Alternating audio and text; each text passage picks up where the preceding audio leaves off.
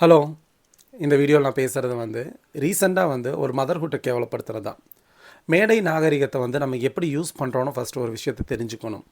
நீங்கள் என்ன டாப்பிக்கில் என்ன கட்சி தலைவர்களை எப்படி வேணால் பேசிக்கோங்க. அது இன்றைக்கி எதிர்கட்சி ஆளும் கட்சி என்னதான் இருந்தாலுமே நாளைக்கு சமூகத்துக்கு ஏதோ ஒரு வகையில் நல்லது பண்ணிட்டு போவாங்க.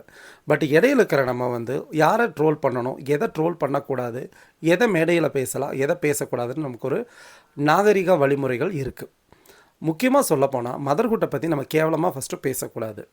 எப்போவுமே ஒரு பொறுப்பில் இருக்கிறவங்க நியூவாக மெட்டர்னிட்டி முடிஞ்சு குழந்தை பிறந்துட்டாலே அந்த குழந்தைய விட்டுட்டு எந்த தாய்மார்களுமே வேலைக்கு போக மாட்டாங்க. அப்படியே போனால் கூட கை குழந்தை எடுத்துகிட்டு போகிறது எல்லா பக்கமுமே நடைமுறையில் இருக்கிறதா. இப்போ கூட ரீசெண்டாக நிறைய வெளிநாடுகளில் எனக்கு கரெக்டாக தெரியல, அது அமைச்சராக இல்லை பிரதமரான்னு தெரியல, அவங்களும் குழந்தைய எடுத்துகிட்டு வராங்க.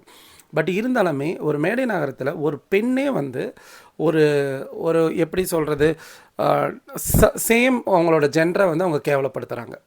பட் நீங்கள் அதை அந்த குழந்தைய அந்த மெட்டீரியலாக பண்ணியிருக்கூடாது. அந்த குழந்தை உங்களுக்கு என்ன பண்ணுச்சு?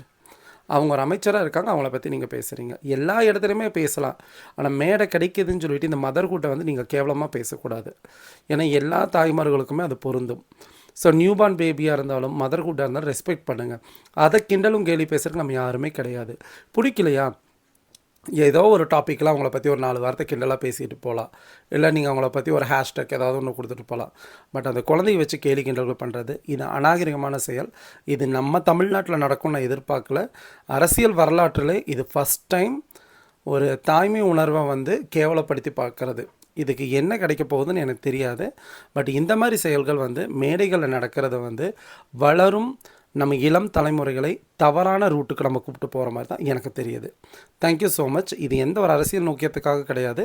இது எனக்கு தப்புன்னு பட்ட விஷயத்தை உங்களுக்கு சொல்லியிருக்கிறேன். நன்றி.